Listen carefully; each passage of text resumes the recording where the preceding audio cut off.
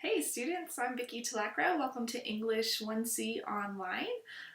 Welcome to Canvas as well. If you've made it this far, congratulations. Most of you are probably familiar with our old learning management system, which was Moodle. And in fact, you may be taking classes on Moodle this semester and on Canvas. What's actually going on is we are switching over to Canvas, but we are sort of in the switchover year. And so some classes will still be Moodle and some classes will be Canvas. This class will be on Canvas. We are moving to this system because it's easier to navigate by a mobile phone. So hopefully if you are accessing this course on a phone, that's a little easier to navigate than it was on Moodle. I do want to warn you though, this is a pilot program, and what that means is that this particular class and we are trying this out this year and we're going to see how it goes, which means we probably will encounter some trouble along the way. Hopefully not. Hopefully it runs pretty smoothly. I found when I was taking a class on Canvas last semester, it seemed to be pretty easy. There weren't a lot of bells and whistles. It was just sort of click through the modules, get the work done, submit assignments, and it was fairly easy to navigate. From course to course, it's also easier because every course sort of looks the same. So once you learn the system, it's a lot easier to move through other classes that way. And for some reason you do struggle a little bit, right? There is a Canvas community, which I will make sure that I put a link up to that where you can certainly find questions. You can certainly email me. Or the IT office if you have any questions, or excuse me, the DE office if you have any questions like that. When I log into Canvas, this is my dashboard, this is what I see, and when I click on English 1C right here, the home page for this particular course is always going to give us the modules. So the way that I've broken down this course you'll see here is into weeks. For me as an instructor, it's just easier to kind of navigate, okay, what has to be done this particular week. We're essentially going to have 4 units in this course, which will be short story, poem, play, and novel, but we'll kind of get to that later. I just want to show you, if you kind of click around through some stuff over here, right, you can go on in your account and go into your profile, and here you can edit your profile and add a picture. You can see me and Kitty right here, and I do want you to do that this first week. So make sure you upload a picture that's totally school appropriate. So no really sexy photos or marijuana leaves or something like that. So make it academically appropriate. The first thing you'll want to access over here on this side of the page here is the syllabus. And when you click on this, it's going to show you 2 different things. It's going to be the course syllabus and then the course summary. As I start adding stuff to this course summary is going to get longer and longer and longer. So just so you know, don't let that overwhelm you. If you need to access the course syllabus, here it is right here. And all you have to do is click this little button. Okay, a couple things I want to talk about before I actually go over all of the syllabus, which is just taking an online class. A lot of students think that taking an online class is going to be easier, that there isn't as much work to do. You simply just read some stuff every week and you submit assignments and you're done. And that is not the case. For those of you who have taken online classes before, I know I have some former students out there who've taken me for online classes. They are actually more work. Because you are not in a class every day breaking down ideas and content, you are expected to do that in a room alone, essentially. And that's a lot harder. And it takes students a lot longer to get through the readings than it would if we were doing it maybe together. So I just want you to be aware, especially I know a lot of you work, a lot of you have kids, and a lot of you have many obligations, and online class is going to work for you because you probably have a really intense schedule. Just be ready for the amount of work that's coming over the next 18 weeks. That said, I'm not trying to scare you. I'm just trying to prepare you. You can come up with a plan that's going to work for you, a space where you can work and watch these videos, where you can read and read quietly. I know when my kids were really little, I found that reading in the car was actually the best thing, because if the kids were let's say asleep in the back, I could just sit in the driveway with the air conditioner on and get some of my reading done for school, or sometimes between commuting, right? If I got somewhere early, I'd pull out my book and just turn off the radio and read. So that worked for me. So everybody has to find what's actually going to work for them. So let's take a look at the syllabus right now. So Introduction to Literature, English 1C. Welcome. This course introduces representative works from major genres, develops students' close reading and analytical writing skills, and promotes appreciation and critical understanding of the cultural, historical, and aesthetic qualities of literature. Introduces the central literary genres, novel, short story, poem, and play. We are going to cover all 4 of those. Close reading of the literature guides inexperienced readers towards greater understanding and appreciation of imaginative literature, and provides more experienced readers with new perspectives through the analysis of the techniques and purposes of specific writers. Students are taught how to organize and compose the literary essay. May be offered as an honors course. So, I want to be honest with you and let you know that this is a reading course. So we are going to be reading a big chunk of our textbook, and we're going to read lots of other secondary sources as well. So you need to be prepared now in week 1 for the amount of reading that's coming your way. That said, a lot of times students think that reading is just a quick glance of the eyes over words, and that's really not what literature is about. We are really delving deep into what is happening in a story or a poem and asking ourselves, well, what's going on? We're reading and we're rereading, we're discussing it, we're talking about it. It's a really in-depth way to look at story. And I mean story in a broader sense of novel, plays, poems, right? That kind of thing. So what you will need, if you'll see here on the right side of the syllabus, you're going to need your textbook, and you're going to need that ASAP, and that's this book right here. This is the 11th edition. So there are lots of literature in the writing process out there. The 10th edition is probably going for pretty cheap right now. The 9th edition is probably going pretty cheap right there. Right now, I want to caution you, okay, before I get a whole bunch of emails about, hey, can I get the 10th edition? Can I get the 7th edition? And the basic answer is, I have ordered this particular book for this class. You can get this book in the Chaffey bookstore. You can certainly get it at your other book retailers. You can get it online. Sometimes students like to use ebooks. If you decide to go with a book that I have not selected for this course, like the 10th edition, you are going to be missing some of the stories, poems, and the play that I may assign. Page numbers will be different, chapter numbers sometimes can be different, and it becomes kind of burdensome. That said, it's still your responsibility. So I've had students do that in the past where they have ordered an older edition of something, and they've tried to sort of marry up where the page numbers sort of fit here and there, try to find maybe a different source when the book they ordered doesn't have that story or poem or whatever. You can do that. It seems to be a lot of work, in my personal opinion. If you don't have access to this book and you don't have the money to get it, here's what I would do. I would make time to go to the Chaffey library, where I have put this book on reserve there.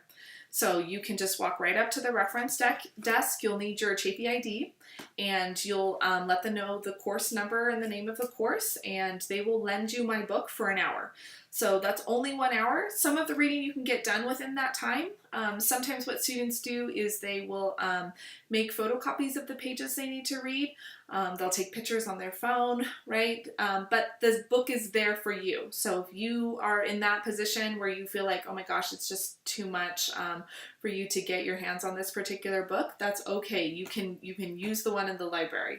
So there's no reason not to access the reading. So I know there are going to be students out there that are going to say, hey Vicki, I ordered my book online and I know it's week 5, but I still haven't gotten it yet. Sorry, I can't complete the work. And the answer is you are still responsible for the work. So I already put the book on reserve in the library. So starting day 1, August 14th, you should be able to access that.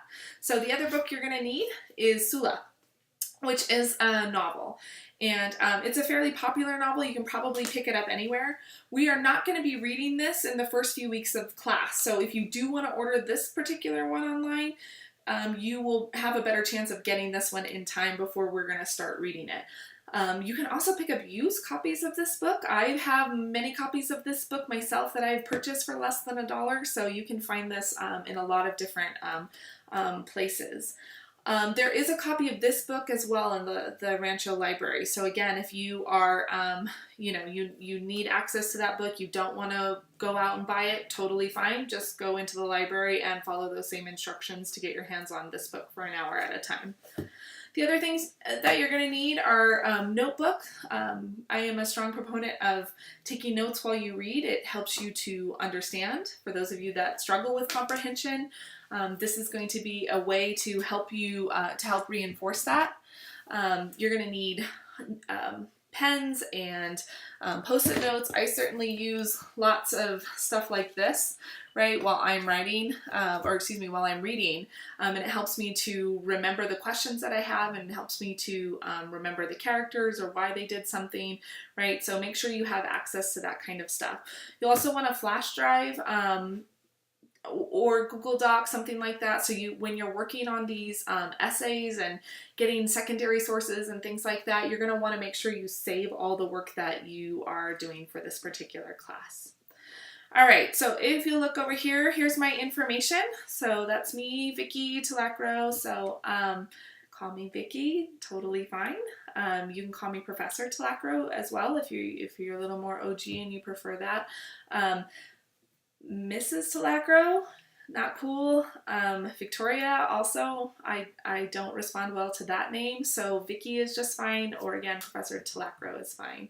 Here's my email. Note that it does say victoria.tulacro@chaffey.edu, so Chaffey assigns emails based on my legal name, so memorize that email. You should put it in your phones or your computers now, so when you do need to get a hold of me, that is the best way. I will email you back within 24 hours, almost always, okay? I email usually in the morning, in the evening. That said, if you send me an email at 11:30 and you are expecting an answer before midnight, probably not going to happen. I probably went to bed. If you're emailing me at 3 in the morning, again, I'm probably not going to get back to you until the morning. So do be mindful. I am a human. I don't link my work email to my phone, or else my phone would be dinging all night long. So just understand that I will get back to you. If for some reason you don't hear from me within about 24 hours, go ahead and send me another email and just say, hey Vicki, I sent you a first email. What's going on? I haven't heard back from you. Sometimes what happens is my email box gets really flooded with students, especially the first few weeks of school. And sometimes the emails will be there'll be so many new emails, it'll kick the older ones, even if I haven't read it, to a different page. And so sometimes I just don't see them. So again, if you haven't heard from me within 24 hours, make sure you send me another email. Right here is my voicemail. So this goes right to my office at Chaffey, and you'll notice I do have an office on the Rancho campus up in the Language Arts Building. I'm in office LA 123, so I'm right in the courtyard there. I am in my actual office Mondays and Wednesdays 9:30 to 11, and Tuesdays and Thursdays 9 to 10, and by appointment. So if you would like to discuss, let's say you're struggling with a poem, or there's a discussion that you would really like to have about a particular short story or a moment in a play or something like that, and you would really just like a sort of face-to-face moment, or you're working on an essay and you want some help, these are the hours you can just pop by. So I teach many other classes, some on campus and some online, so that's the time for my students. So please, please, please come by. I certainly would like to meet a lot of you online students so I could sort of make connections, names to faces and that kind of thing.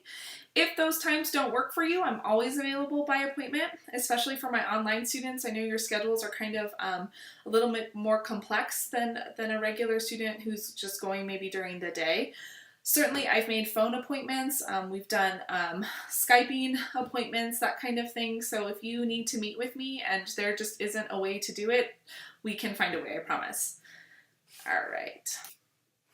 I love this quote right here by Ursula Le Guin, who's a famous science fiction writer. And she says, "We read books to find out who we are, what other people, real or imaginary, do and think and feel. It is an essential guide to our understanding of what we ourselves are and may become." And that's really what the pursuit of literature is all about. So literature has this wonderful ability to make us understand someone else's life, and someone who usually is completely different than you. And that to me is magic. I really enjoy teaching this class. It is a lot of work. It is a lot of reading. It's a lot of discussing. It's a lot of questioning. That said, it tends to be really fun in that we are experiencing together somebody else's lives and we're walking around in somebody else's shoes for a little bit. Okay, so let's look here at the participation policy. I'm going to go over this whole syllabus, right? So if you need to pause your video, go, make dinner, put your kids to bed, whatever you have to do, that's totally fine. I'm also doing the same thing while I'm recording this, so just so you know. But basically with participation, with an online course, it's super easy to disappear. If you just don't check into Canvas, if you just stop checking your Panther email, it's really easy just to say like, oh, everything's fine, nothing's due. And that's what's going to get you in trouble in terms of being able to pass this course. You need to check into this class regularly. This is a class that's really designed for the student who's highly invested in literature, and you need to constantly be checking into this class, reading the discussion board, responding to the discussion board, all of those kinds of things. That said, I have particular deadlines, and so you're going to see that in just a few minutes where at least every week, okay, by Thursday I have to get this thing done, and by Saturday I have to get this other thing done. So most of the deadlines in this course are fairly straightforward, and they're the same every week. So you can start to make your own plans of how you're going to kind of tackle that every single week. I would say make a plan, and I would make one now. So if you know that you need to read in the early morning hours as opposed to the late hours. I think there's a lot of people out there who try to read when they're really, really tired, and that's not helpful because you likely won't remember, you'll fall asleep, you don't finish reading. So just try to, right now at the beginning of this course, figure out what does work for you. If you know you're much more awake in the morning, do your reading then and try to make a plan to do it then. So that said, I want you to note here that there are some deadlines in this class that cannot be made up for any reason. Because this is an online course, even in the event of emergency, I still expect you to be doing all of your homework, all of your assignment, any changes in the coursework, right, or announcements you're still responsible for. So make sure again that you're checking in and you're kind of keeping up with all of that.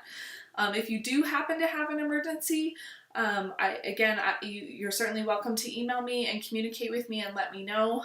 For the most part, I do still expect you to be turning in your work. So I always say that you should plan ahead. Don't wait until the last moment to get your work done. Ultimately, that's when life starts to get a little hectic, and sometimes that kind of stuff does happen. So be prepared is what I'm trying to say. A large portion of your grade will require that you participate with your instructor and your classmates every week. So every student is expected to respond professionally, academically, and respectfully at all times. You're going to hear that throughout as I go through this syllabus. So just be aware that I expect you to respond appropriately. There is this whole culture and this notion that people aren't real people behind keyboards, or they're just sort of words on a screen, and that is not how I want us to treat each other here. So computer equipment and skills. To complete this online course successfully, you must have regular access to a computer. No specific software is required. However, you do need access to the internet, reliable email service, and a word processing program. You should also be familiar with how to use a word processing program, save files, navigate the web, use email, including attaching files, and work with downloads. If you do not have the proper equipment and skills, taking an online class is going to be really frustrating and almost impossible. And I see that every semester. I'll have people who sign up for a course who can hardly use a computer, and that's really frustrating for them because they're not exactly sure how to click through screens and attach files and things like that. So make sure that you are prepared for that particular part of this course. All right. So course policies here. I hope you like the artwork in here. I took a lot of this off of the internet, which I have, of course, cited my sources here. Late paper policy. So all assignments are due on the day listed on the syllabus and on the course modules without exception. Okay, so again, the course modules, where it breaks down sort of week 1 and it tells you what has to be done and what's due, those are due on those days without exceptions. However, over the course of the semester, you're going to have one late pass to use on any assignment except for the novel project and the final itself. Those are going to be due in the last few weeks of class, and in order for me to get grades in, those absolutely have to be turned in before the end of the semester. So if you would like to use your late pass, I have several rules about how to do that. You need to email me on or before the assignment is due and let me know that you want to use that late pass. So you'll have a 1 week extension essentially to complete that assignment and turn it in for full credit. So if you do not email me before the deadline, you cannot use your late pass. So let's say you decide on the day you have a short story essay due, you decide, oh, you know what, I really want to go to this big party, right? Which is fine. We all have to make those choices. And you forgot to email me that you wanted to use your late pass in order to attend that party. You're not going to, when you email me on Sunday, you are not going to be able to use that late pass. So make sure that you kind of know ahead of time, like, oh my gosh, I'm going to use it this week. I've had a terrible week, work is crazy, or I'm at a conference or something like that. So be aware you only have one. So I would choose really wisely or save it for an actual emergency or for a time when you just can't get the work done or you need extra time. Okay.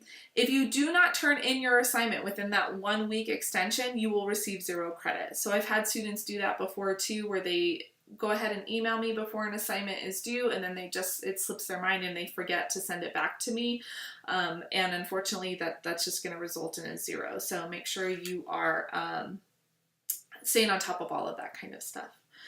All right, plagiarism policy. All right, let me take a sip of iced tea here. This is a really important portion of this particular course. Because we are studying literature that has been read for, sometimes decades, there is so much available online on just about anything that's in this book, right? Every story, every poem, every play, there's going to be dissertations about, there's going to be lots of stuff. And it's really easy just to go over to those pages, even like Sparks Notes or something like that, and just to read through a summary of something and to do that instead of doing the actual work. I want to take this moment to caution you, and I have to do this every single semester, but it always surprises me how many students just want to take the easy route, and ultimately they pay heavily. This is a literature course, it's a reading course, and you already know that at the beginning of the course. If you're the kind of person that is going to be drawn to taking those shortcuts and reading through a summary posted somewhere online as opposed to doing the actual reading, you should probably reconsider taking this course right now. It is always detectable to me when students plagiarize. I can tell, first of all, I've read these stories so many times. I've read all the websites about them. I've read so many dissertations about all of this stuff that I can tell when students actually are using information that didn't come right out of the story itself. There's also been times where I've written stuff about literature that's somewhere online and students have used stuff that I have once written, which is weird, right? So please, please, please, please, please, I would 10 times over rather you read something in this book, struggle with it, have questions, email me, ask me, conference with me, right? And still get something wrong than to look up what somebody else says about it. Ultimately, this class is about interpretation, and to me, it's much more valuable if you learn the skills of how to read something and how to interpret it versus just taking somebody else's work and trying to pass it off as your own.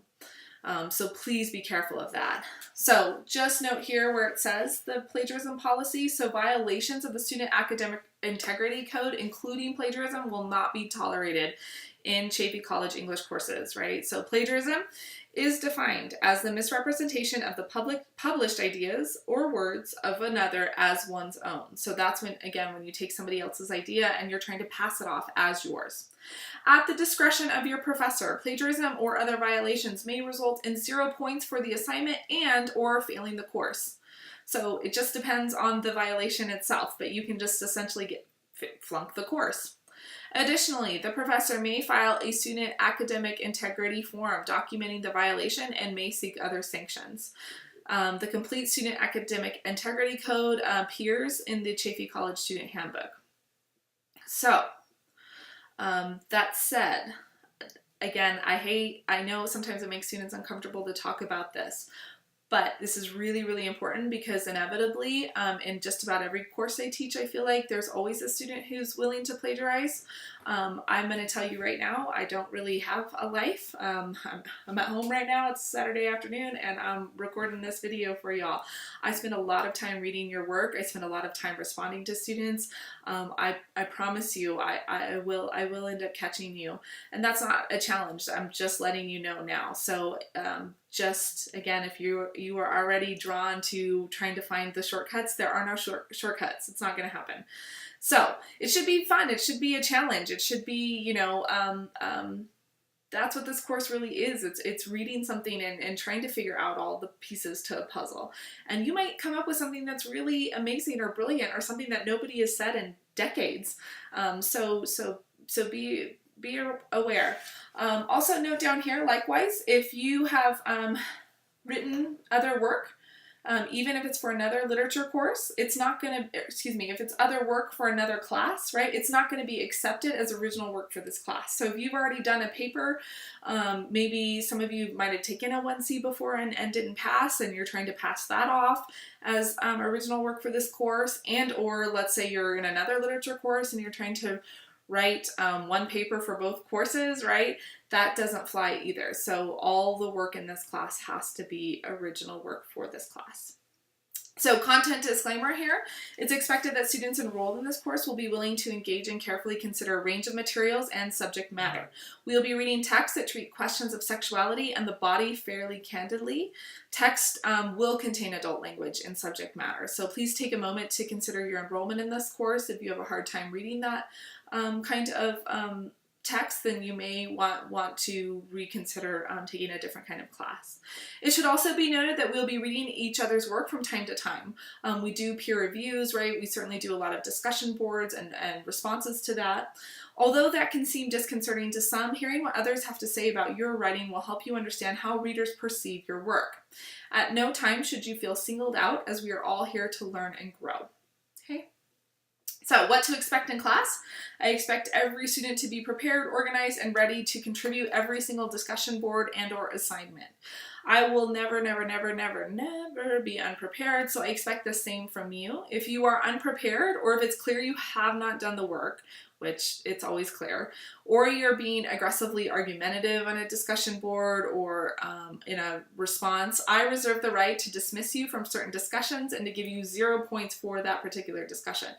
So again, I want you to be considerate of those who have come here to learn, who have a genuine desire to want to complete this course.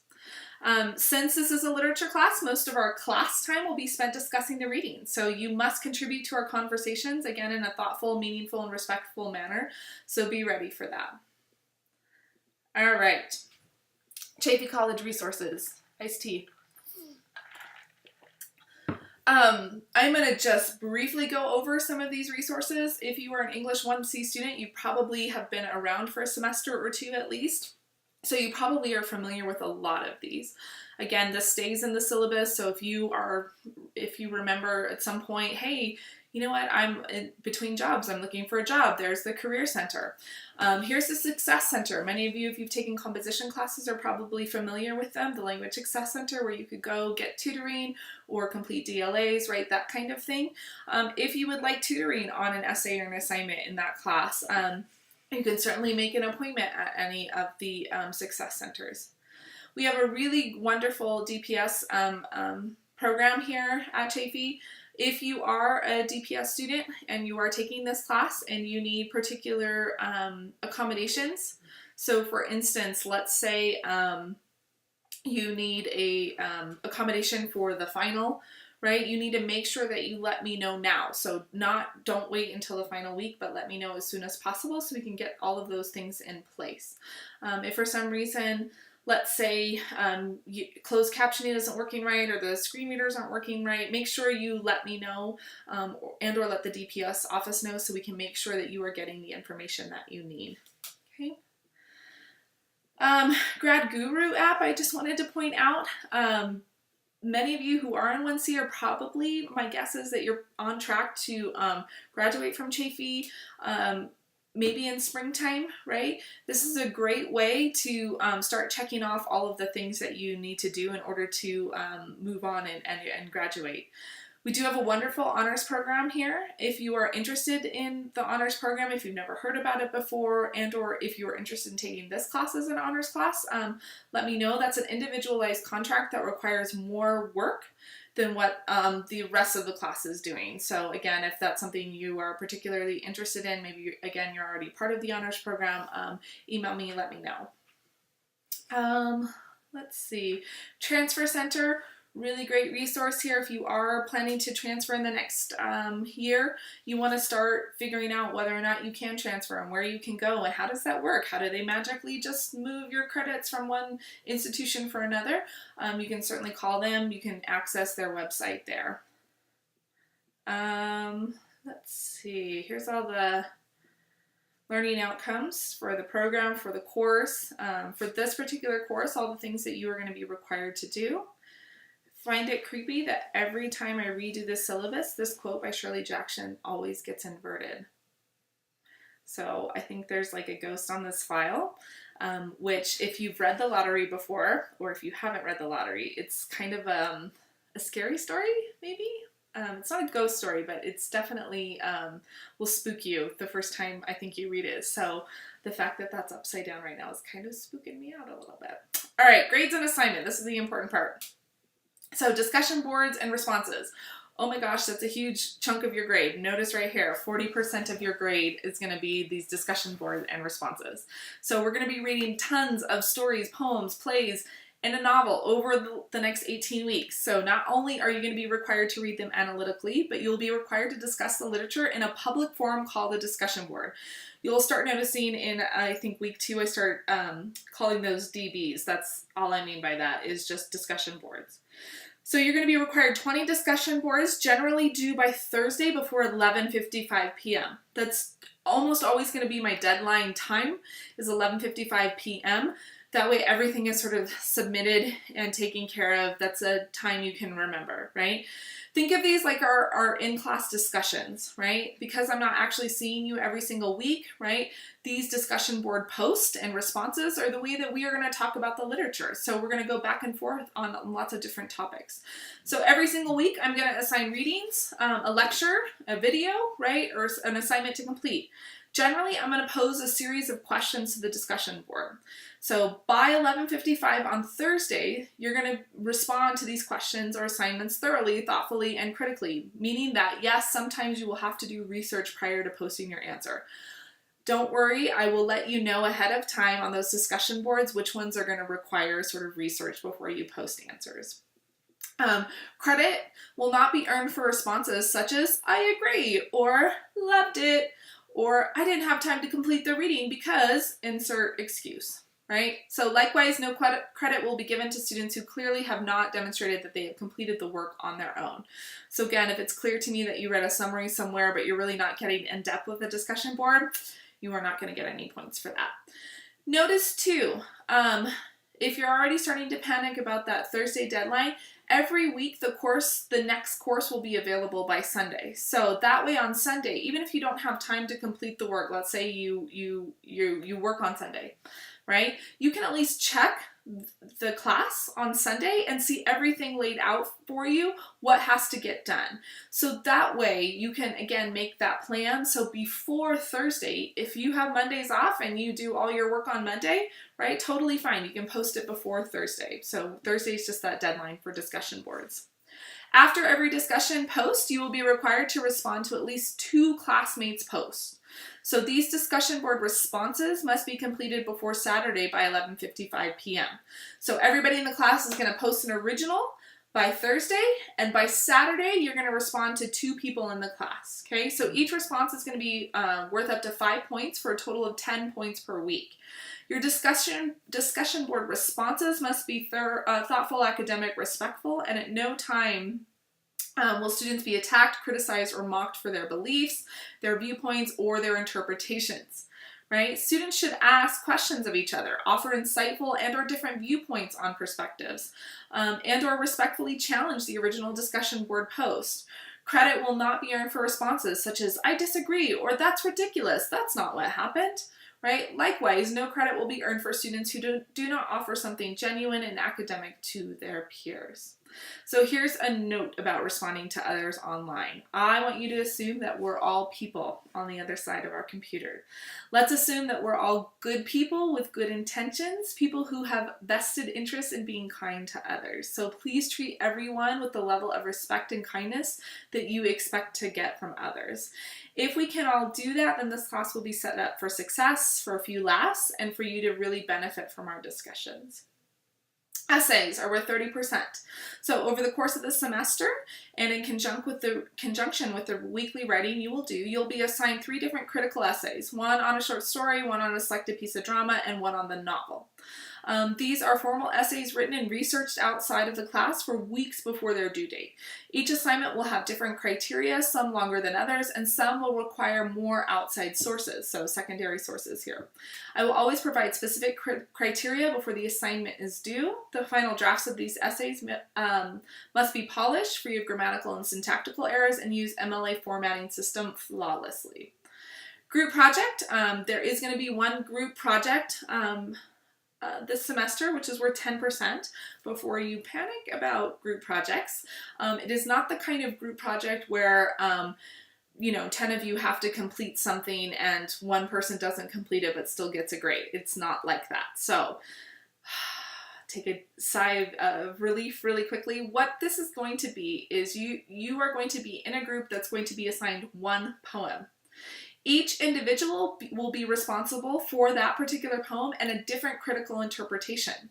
So let's say there are 5 of you in a group. One person is going to interpret that poem in a formalist way, one person might interpret it in a cultural way, one person in a Marxist way, in a gender focus, right? One person might deconstruct it. So everybody's working on the same poem, and you might want to bounce ideas off of each other, but you're working on that poem from a different critical perspective. So, and you are turning in your work as an individual. Does that make sense? I hope so. So the group does not have to cover all the critical techniques, right? Certainly some poems won't work with some of those techniques. We'll get to that later when we're in our poetry unit. Quizzes, you're going to be quizzed every single week just to reinforce those readings. These are usually just quick 5 to 10 questions that I will test your knowledge and your retention of the material you are required to read, watch, and comprehend. A lot of times in my videos, I give you answers to the quizzes. So those of you that like to just turn on the video and walk away, I personally wouldn't do that, but hey, it's how you want to tackle the course, right? So I strongly suggest, though, while you're watching these videos, while you're reading, take notes. There are time limits on quizzes, so you're not going to be able to stop the quiz, flip over to a screen, right, or check your book, right? Having notes is the best way for you to take the quiz and have a quick reference in front of you, right, where you can look at those notes if you need to. Right here I have Vicky's tip to being an academic baller. Take notes on everything. Seriously. It's going to help you to retain the information, to process the information. It was the way that I was a really great student in my undergraduate degree, but also when I got up to graduate degree and my kids were little babies and I basically wasn't sleeping all night long. And I was doing all of this reading. I would constantly take notes, and as tired and bedraggled as I was, I could still just get into class and all of that information was just right in front of me. Quizzes in this class are going to be taken by Wednesday, just about every single week, before 11:55 p.m. That said, week one's going to be a little different because so many people are kind of going to add the class and drop the class and all of that good stuff. I'm going to make the quiz due the first week, I believe by Saturday. I think that's what my deadline is. So final in this class is going to be worth 10%. So during the last week of the course, you're going to just take an online exam in which you're going to explicate one poem. Don't panic. You will know what that term means by the time we get there. But essentially it just means I'm going to give you a poem and you are going to dissect it and tell me what it means. Your final will be timed and you will not be given that poem until the beginning of the exam. So you're going to need to read it and compose a thorough formal explication of your interpretation of the poem. Again, if you need any DPS accommodation for this class, for the quizzes, or for the final, let me know now so we can start making the arrangements that are going to best work for you. All right, grades. I will keep a grade book on turnitin.com.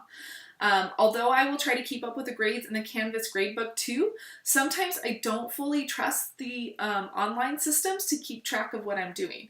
So for instance, on Canvas right now, when I look at my gradebook, it has 15 points for your discussion board, but there's also 10 points for responses. So, and that isn't showing up. So again, I don't fully trust Canvas yet to keep that gradebook perfect. So I want you to go over to turnitin.com.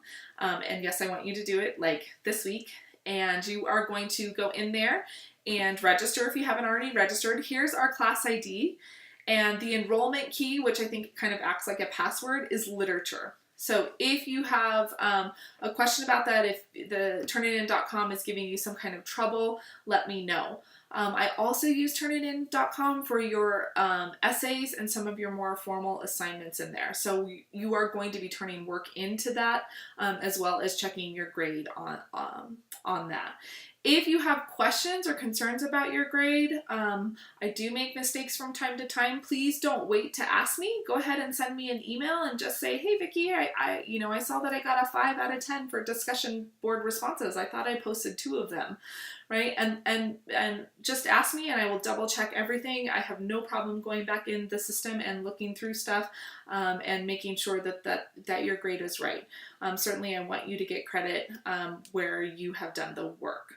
That said, grades in this class are earned. So you do have to meet up to those standards. So make sure that you understand before you post something, before you finish an assignment, before you turn it in, that you know what those standards are and how to earn the maximum amount of points.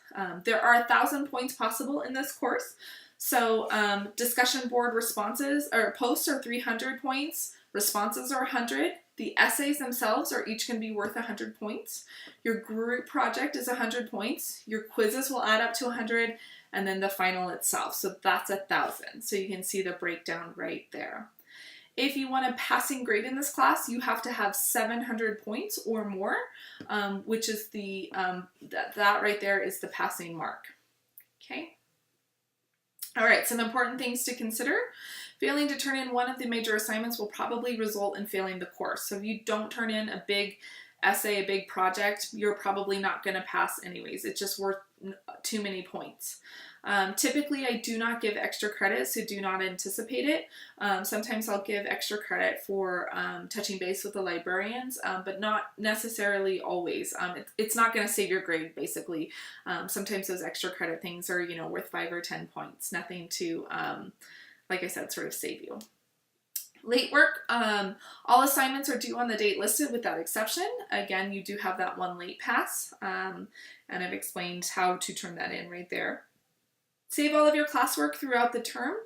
If you have a question about your grade, again, email me. I reserve the right to change the schedule as necessary. Sometimes we'll get ahead or fall behind, or sometimes we just don't have time to cover everything that I want to, so I'll get rid of stuff. So just be aware, you'll need to be making sure you check into Canvas a lot, just to note that what's going on.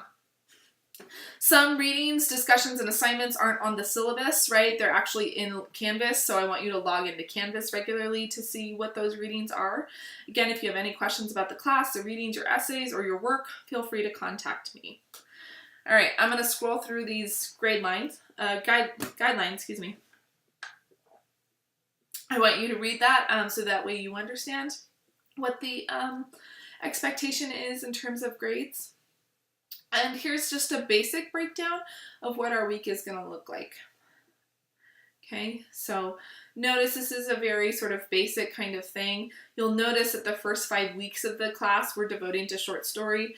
Again, it's all, I've tried to make it pretty streamlined, where you know you have to finish your quizzes by Wednesday, discussion board by Thursday, discussion board responses by Saturday. So get in the habit of that. Get in the habit of knowing you have to read somewhere between Sunday through Tuesday, right? And watch any sort of lecture that we might have. All right, that's the syllabus there. Notice the final, right, is going to be completed by September 14th. So that's the last day. A week prior to that, I will give you access to the final. Again, it's going to be a timed final, so whatever day you log in, you're only going to get a couple hours to read that poem and explicate it.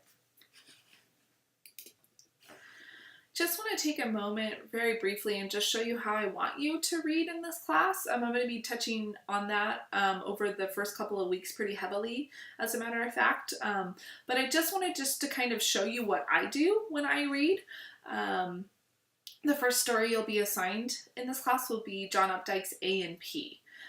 And the first thing I always do is I do read those biographies of the author. I think it's really important to note what somebody does, or where they come from, or what time period that they were writing in, or what are they famous for.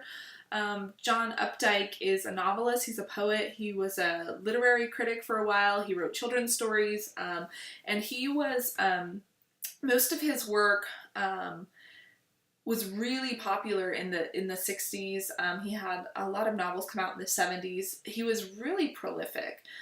Sometimes he would write a book a year, which is astounding. I know for me, I'm a novelist. I've been working on the same novel for 8 years, so I can't even imagine what kind of pace and fury he's writing at. He's twice won the Pulitzer, which is a really prestigious award, and I think there are only a couple other writers who've ever done that, who've won it twice. So he's a pretty lofty writer. The subject matter that he often writes about, and you can see my notes right here, is Americana. So he writes about sort of regular people like you and I, and sometimes about their family or their marital obligations or infidelity. This particular story, A&P, was written, I believe, 1960, 1961. So it kind of gives you a time frame to understand where this is maybe taking place. A&P is a grocery store chain, and you'll see that I've written that kind of stuff here. It's not good enough just to kind of think about it. I often like to sort of think aloud and write my thoughts on my pages as I'm actually reading through something. That said, I know a lot of you, if you're renting the book, right, or if you have an electronic copy, you may not want to do that. You can certainly, this is my trick too, I post-it note those, and I'll write it in the margins and stick it over there. But A&P is a grocery store chain. I kind of think of it like a Rite Aid or like a Thrifties, if you're maybe a little older and can remember a Thrifties where there was food and other kinds of thing. It's definitely like a grocery store, and it's a chain up in New England. And you can see here, as I'm reading this, right, again, I'm not just letting my eyes wash over the words. I'm actually trying to think about that. What does that mean? So the first sentence, in walks these 3 girls in nothing but bathing suits. And for me, and we'll get to this next week, but I know, okay, that right there is an inciting incident. And so I try to plot those points here, right? When I hear this, I'm in the 3rd checkout slot with my back to the door, so I don't see them until they're over by the bread.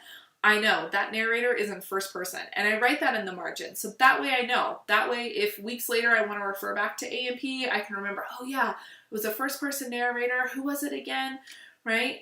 And as I'm going through the story, you'll see me asking a lot of questions. I start to ask myself, who is this narrator? Are they older? Are they younger? What are they doing?